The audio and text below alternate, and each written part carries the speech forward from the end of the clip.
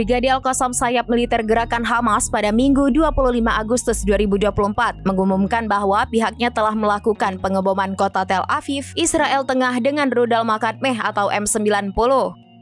Serangan Brigade Al-Qassam ke Tel Aviv itu dikonfirmasi radio tentara pendudukan Israel yang melaporkan kalau pihak-pihak keamanan Israel mengaktifkan sirine di kota Rishon LeZion, sebuah kota di pesisir Israel sekitar 30 km dari Tel Aviv dan di utara Rehoboth. Serangan Brigade Al-Qassam ke Tel Aviv tersebut, pakar militer dan ahli strategi dari Yordania, Mayor Jenderal Fayez Al-Duairi, mengatakan bahwa pemboman yang dilakukan oleh kelompok perlawanan terhadap Tel Aviv adalah sebuah pesan untuk menegaskan kemampuannya dalam menyerang sedalam yang mereka inginkan di wilayah Israel.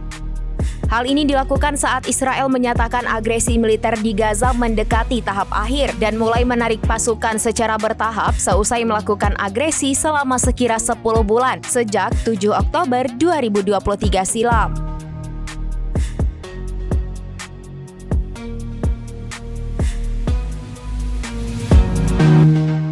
Download Tribun X sekarang, menghadirkan lokal menjadi Indonesia.